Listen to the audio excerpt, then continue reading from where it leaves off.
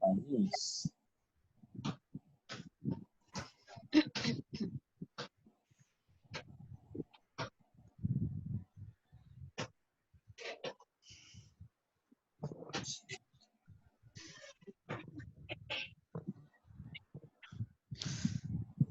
Yan.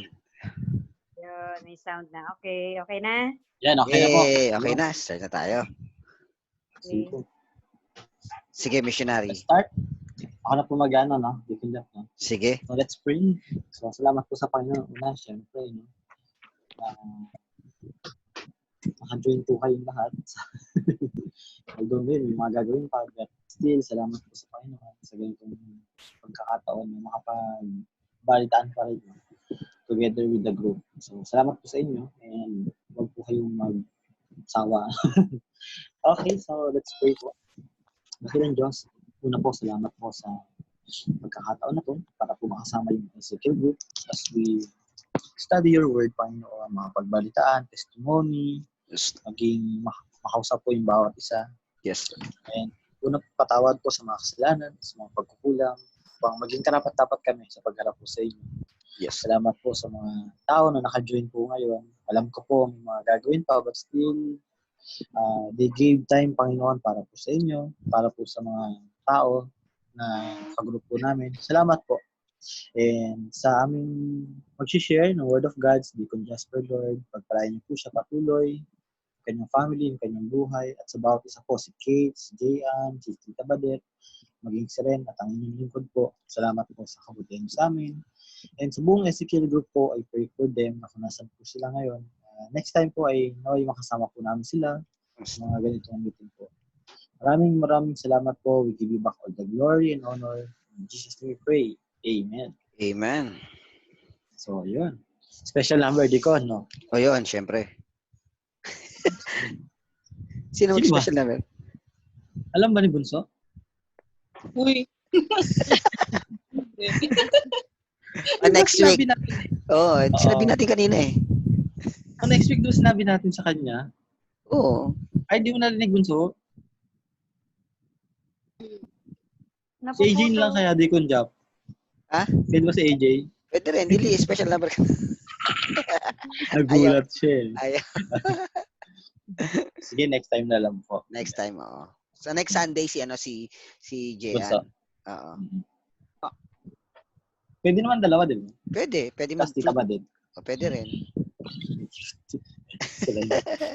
Si Ren, pwede mag-flute. Ano ba mag-flute? Sige po, so testimony time tayo, Deacon Jack, no? Sige, siguro, short but sweet. Short lang, short but sweet, oo. Short but sweet. Kasi parang yung time natin kanina eh, no? 40 minutes na pala yun. Grabe, nakailang minutes na tayo kanina. Oo, Bilis eh. 40 minutes na yun. Grabe. So, sige po, una tayo kay Ren kasi siya yung huling kumunik. Oo.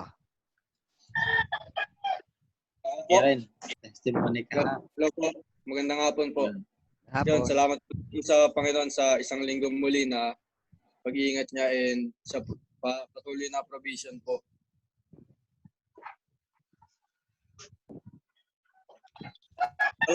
Okay na. Yun po sa patuloy na provision and sa blessing tsaka sa biyaya. And yun, hindi tayo pinapabayaan po ng Panginoon. Amen. Tsaka hindi nagkakasakit. And yun lang po sa araw-araw na kalakasan na binibigay niya. Yun po. Amen. Amen. Amen. Natatawa na si Tita ba dito? Siya nasunod eh. Salamat kay Ren. Amen. Okay, salamat po sa isang linggo ulit. Salamat sa isang taon na panibagong biyaya ng buhay. Wow. Ilan taon na si Ma'am Badet? Next question, please. Okay. Sabi ko na mali yung tanong eh. Oo, teka. Ayun, tapos minsan, ayun, salamat sa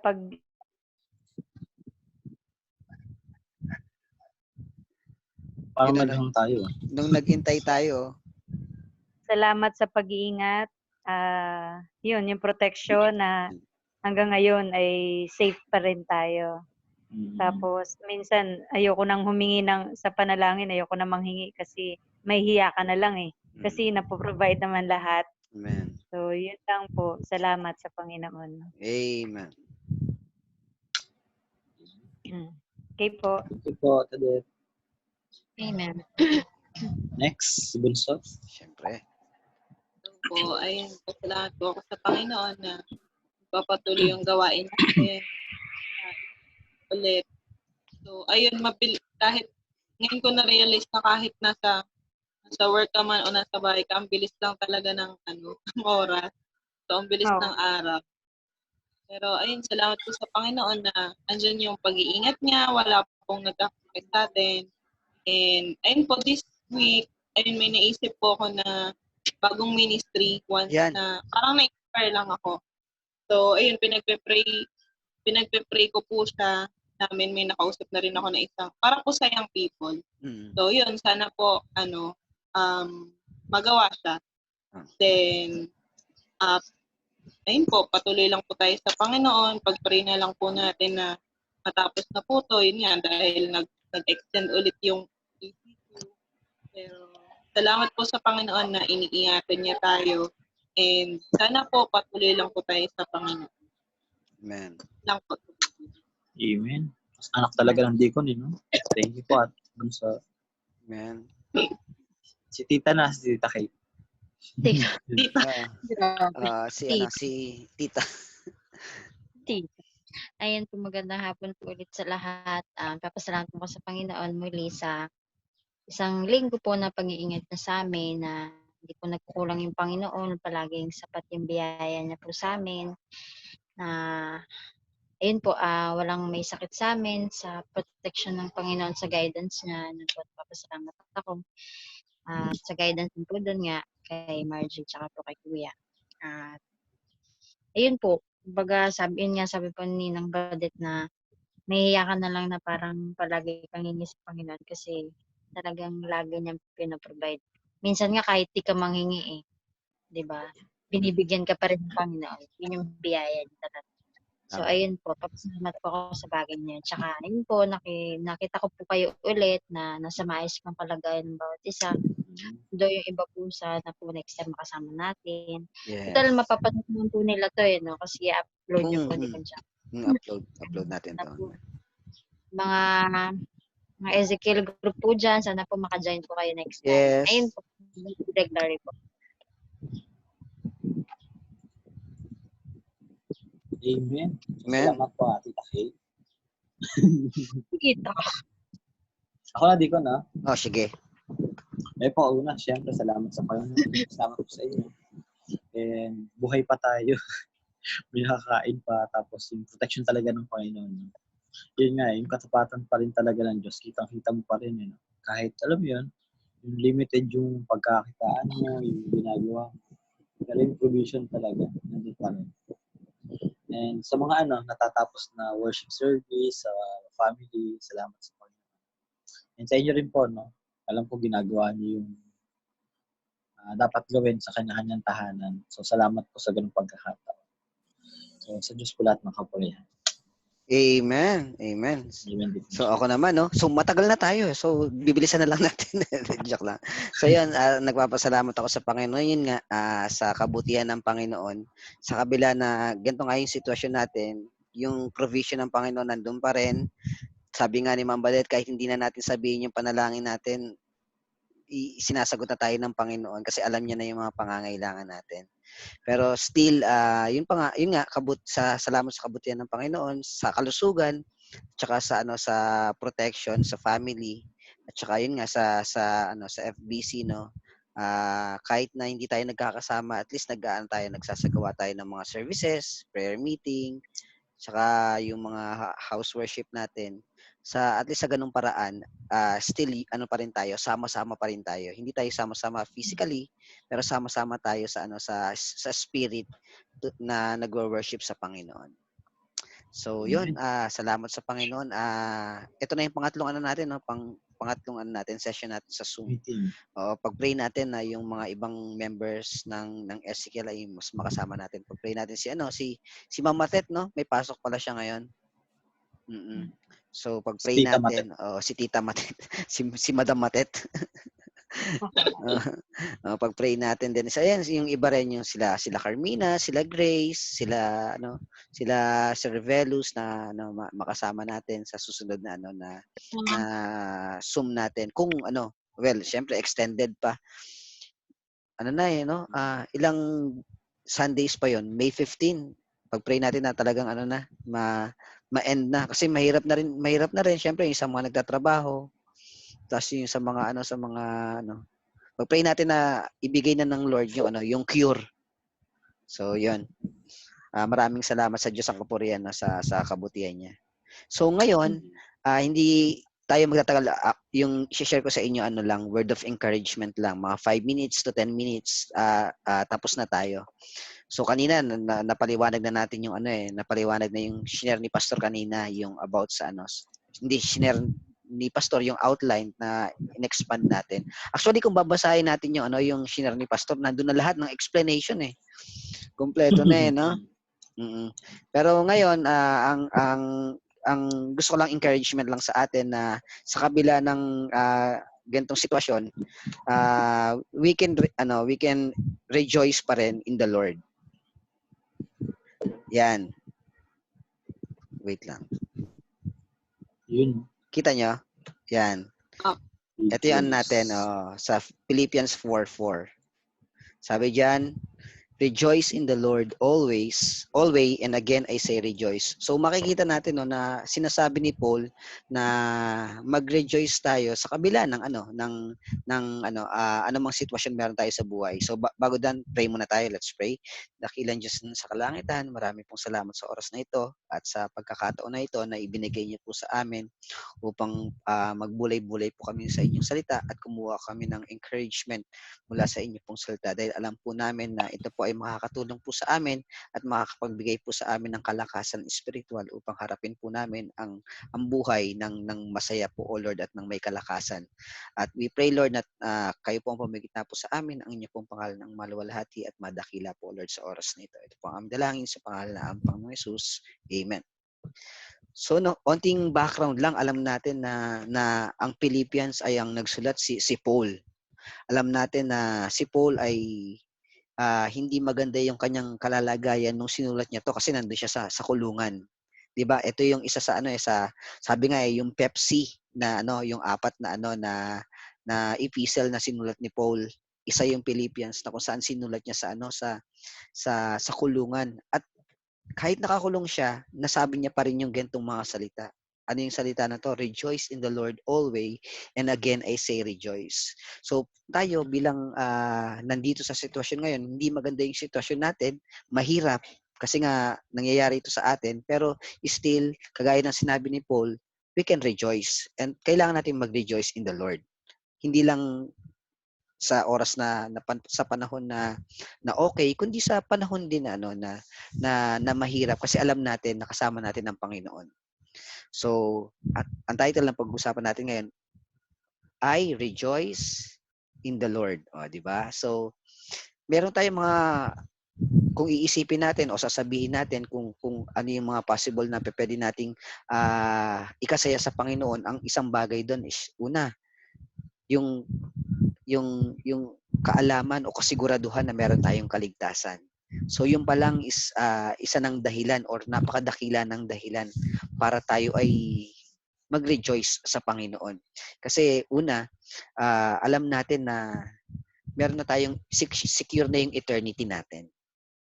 So ano ba yung rejoice? So ito ay acronym lang, rejoice. So 7 points lang. 7 ba yan? R-E-J-O-I-C-E. So una, for us to rejoice in the Lord, anong kailangan natin gawin? Una, we should recharge our faith or your faith. I-recharge natin yung faith natin. Kasi lalo na pag may problema or dumadaan tayo sa mga ganitong sitwasyon, minsan yung pananampalataya natin lumiliit. Pero dapat lumalakas at pinalalakas natin. Kailangan natin i-recharge yung faith na meron tayo. Sabi sa Romans 10:17, so then faith cometh by hearing and hearing by the word of God. So, para ipalakasin natin yung pananampalataya natin, una, Siyempre, kailangan natin magbasa ng Bible kasi yun yung Word of God. or kailangan din natin makinig ng preaching. O kagaya nito, meron tayong ganito, napakagandang opportunity sa kabila ng hindi tayo nagsasama-sama, meron tayong opportunity na makinig ng salita ng Panginoon at mapapalakas natin yung pananampalataya natin. At yun nga, isang way ng pag-recharge ng ating pananampalataya is talagang salita ng Panginoon. So kung tayo ay medyo nagkukulang sa, yun nga, pagde-devotion, mas maganda na palagi nating tuunan or lagyan ng pansin yung pagde-devotion natin at pagbabasa natin ng salita ng Panginoon. Kasi sa salita ng Panginoon, doon tayo makakuha ng mga papalakasin yung ating pananampalataya. So ano pa? Hindi lang i-recharge yung faith natin. Ano pa yung pangalawa? Enlarge your hope. Yun. Sa kabila na sitwasyon na meron tayo ngayon, sabi nga may kasabihan tayo na pag ang hope ay nawala, anong mangyayari? 'Di ba? Pag ang pag-asa nawala sa buhay, maraming yun nga, sad to say na kinukuha nila yung buhay nila, nagpapakamatay sila. Why? Because ano yung nawala sa kanila? Yung hope. Pero tayo bilang isang mananampalataya, alam natin na ang pag-asa natin ay sa Panginoon. At dahil meron tayong Panginoon, itong pag-asa na to ay hindi mawawala sa atin. So tayo, paano natin i-enlarge yung hope natin? Palagi tayong makipag-communicate sa Panginoon. Sa Word of God, nakikipag-communicate siya sa atin. Tayo naman, through prayer, kausapin natin ang Panginoon. Kung meron tayong mga prayer requests, meron tayong mga burden, ibigay natin sa Kanya. Kasi siya yung panggagalingan ng pag-asa ng buhay natin. Okay? So recharge your faith, enlarge your hope. Ano pa? Sabi niya sa Romans 14:4, who art thou that judgest another man's servant? To his own master he standeth or falleth. Yea, he shall be holden up, for God is able to make him stand. So hindi man yung mga tao sa paligid natin, kundi ang Diyos ang makakapagbigay sa atin ng pag-asa para tayo ay tumayo at para tayo ay sabi nga, to get through this situation na meron tayo ngayon. Okay? So, pangatlo, jiggle your joy. Ayan. So dapat happy lang. Bakit? Dapat palagi tayong masaya. Kasi meron tayong Panginoon sa buhay. Kung sino man yung mga masasayang tao, dapat tayo yon, mananampalataya. Kasi binigyan na tayo ng kasiguraduhan ng kaligtasan at yung alam natin na meron tayong Jesus sa buhay natin, meron tayong Panginoon sa buhay natin. Isa ng paraan yun para tayo ay maging masaya. 'Di ba? Dapat maging masaya tayo. Ano sabi sa John 15:11? Yes. These things have I spoken unto you, that my joy might remain in you. Ano yung gusto ng Lord? Na yung joy is manatili sa atin. That your joy might be full. So, dapat makita na masayahin tayo. Kaya nga, sa Ezekiel group naman, tawa tayo lagi ng tawa eh. Sabi nga ang sa isang mananampalataya, isang medicine is yung merry heart, yung masayang puso. So dapat tayo bilang isang mananampalataya, hindi lang sa atin nakikita yung faith, hindi lang sa atin nakikita yung hope, kundi yung masiyahin din. Dapat na-share natin na masaya tayo. Hindi dahil sa kung anong wala tayo, kundi kung anong meron tayo. At yun ay yung Kristo sa buhay natin. Okay? Sunod, sa 1 John 1:4, these things write we unto you, that your joy may be full.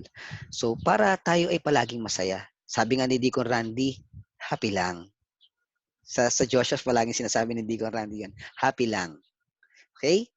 Sunod, obey your conviction. Ayan. So, syempre tayo bilang isang mananampalataya, kino-convict tayo ng Holy Spirit.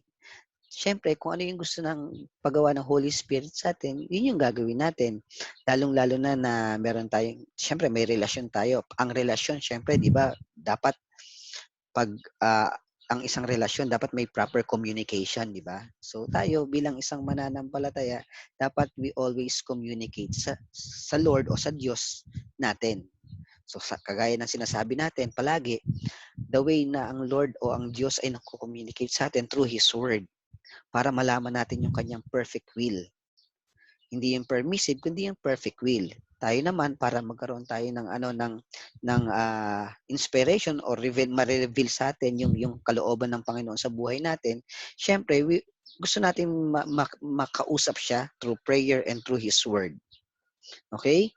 So, syempre, conviction, ang sabi doon, quench not the spirit. So, may mga bagay na gusto tayong gawin, kagaya nga ng sinabi ni Sister J, praise the Lord, no, na merong conviction ang Holy Spirit, merong ini-impress sa kanya ang Holy Spirit na panibagong ministry. And that is good.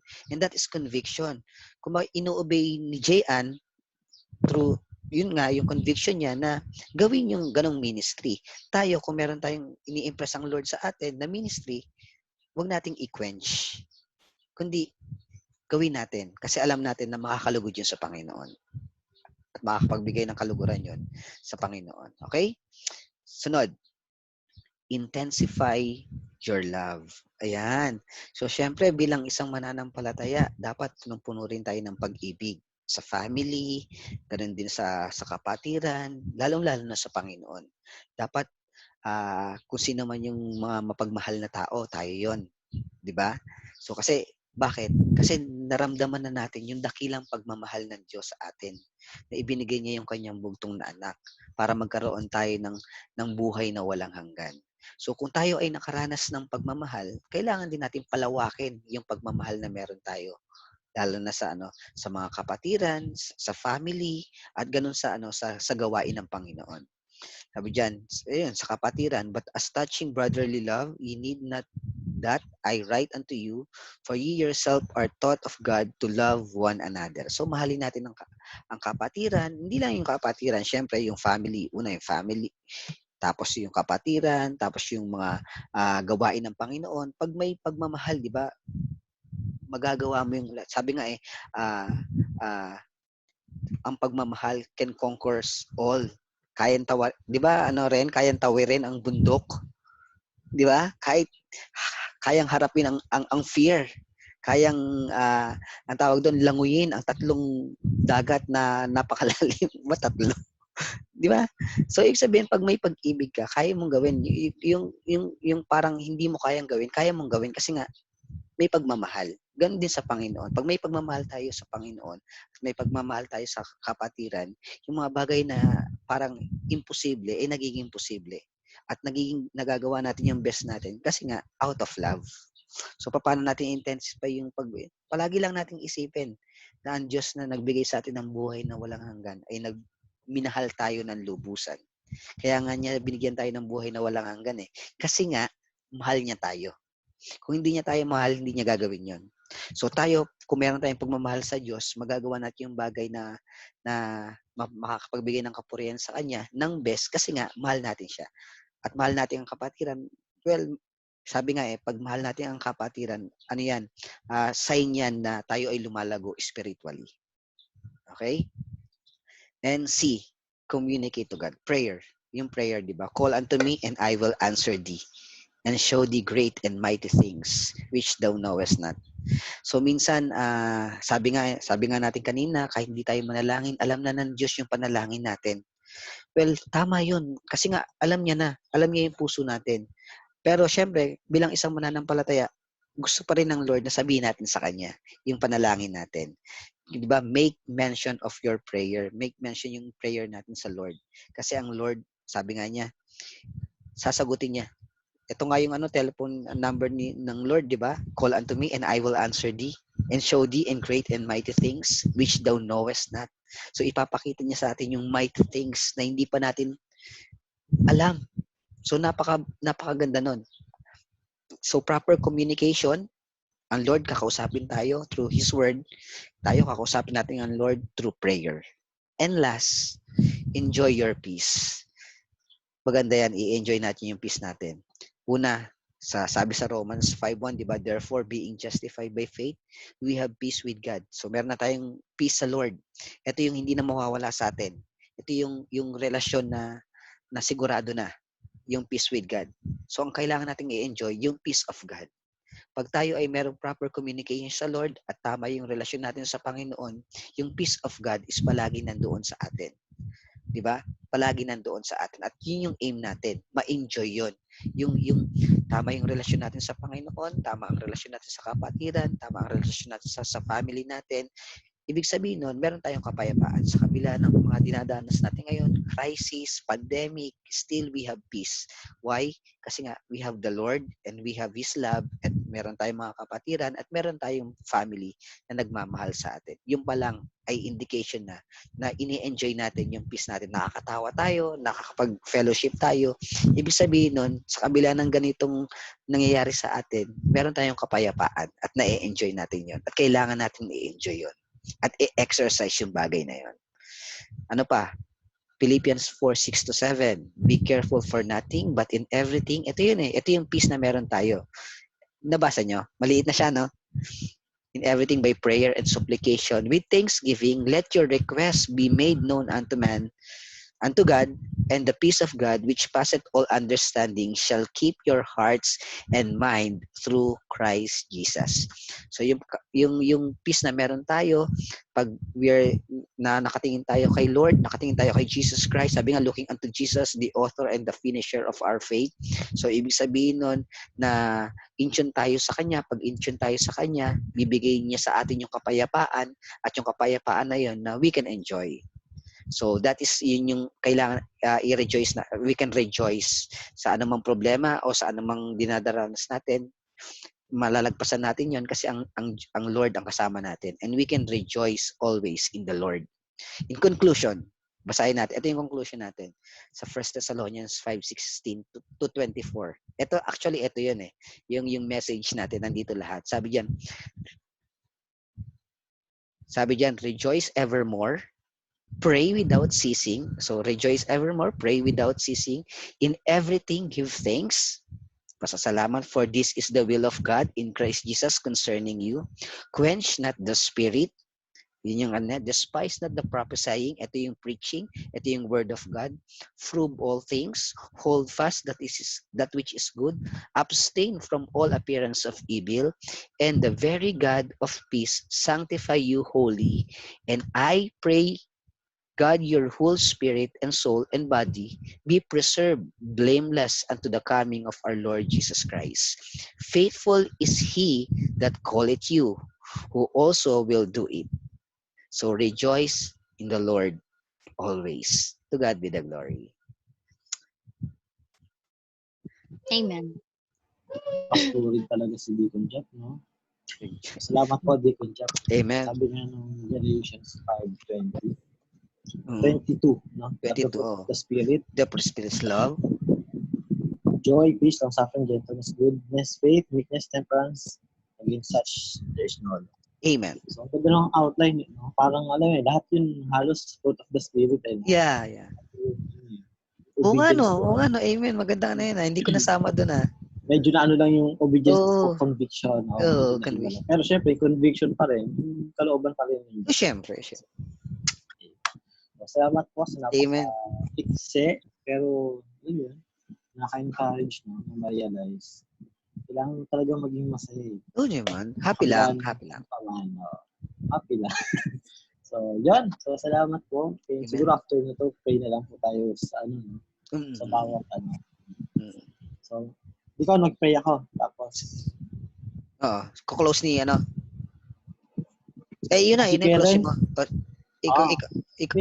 Si Pierre rin na mag-close. Sige. Tapos after natin, siguro magkab tayo ng prayer para sa lahat po. Kasi tawag nito, ang ganda. Yan na si Badit, bumalik na siya. Si Ren. Ay, wala na si Ren. Ako na magka-close. Thank you po, Deacon Jeff. Amen. Salamat Praise God. Next week, sana marami tayo pag-pray natin. Recharge your faith. Yes. Your hope. Tama. Jiggle your joy. Yan. Obedience to conviction. Obey your conviction. Obey your conviction. I intensify your love. Intensify your love. And C. Communicate to God. And E. Enjoy your peace. Peace long suffering. So, salamat po. Let's pray. Father, we thank you po sa oras na to. Thank you for Deacon Jasper sa share niya po through the Word of God. Salamat po sa kabutihan sa amin. Salamat po sa mga reminders, Lord, about love, hope, faith, suffering, Panginoon, sa mga bagay na to. Lahat po ng mga bagay na to ay hindi namin magagawa, kundi sa pamamagitan po ng mga biyaya niyo po. Thank you, Father God, dahil po lagi kayo nandun para sa amin. Help us, Lord, to really rejoice kung ano po yung mga nangyari sa paligid po namin. Salamat po dahil yun nga, kahit na hindi kami humingi minsan, Lord, provide niyo po yung needs namin. Yes. Salamat po sa katapatan niyo, in spite and despite sa aming pagiging hindi po tapat sa inyo minsan. Sa mga shortcomings, sa mga kasalanan po, tawad po. And thank you so much, Lord, dahil po sa ginagawa niyo po sa buhay po namin. Sa pangalan ni Jesus, ng Panginoon, pagpalain niyo din po yung mga SFL group, Yes. mga pastor, sa lahat po ng deacons, and sa lahat po ng leaders, Lord, help Yes, them to Yes. lead sa mga group po kung ano yung ginagawa po nila para po ma-maintain namin, Panginoon, yung love sa bawat members, yan din po sa mga ministry, at lalo na po pagmamahal po namin sa inyo. Maraming salamat po. Give you back all the glory and honor. In Jesus' name we pray. Amen. Amen. Maraming salamat sa time. Okay, so i-upload ko to mamaya ha. Panoorin na lang din natin. Encourage natin yung iba. Encourage natin na makasama sila. Si Renren siya si Ma'am Badet nagpapalitan lang, no? Napuputol. Baka naglalag. Naglalag sila. Maintindihan din, nawawala. Oo nga. Thank you. Okay, sige po. God God bless bless. po. See you next week. Missionary, sino next week? Ikaw na? Si Renren? Ay, oo nga pala, no? Siyempre, si Missionary na. Palitan tayo. Ikaw kapag available po si Sir Bellis. Si Sir Belos i-encourage Nalalaman natin. natin. Oo. Siyempre, ano din natin eh. Busy kasi nakita niyo yung yung schedule niya. Pinost niya, di ba? Puro meeting siya, puro Buwasan na meeting. daw. Buwasan. Oo. Sige, pag-pray lang natin yung bawat isa sila Carmina, sila Grace, sila Mamatet, sino pa? Tita Irma, si Tita Irma pag-pray din natin. Oo. Okay, sige, see you. Si Ma'am Delia. See you, God bless. Bye po.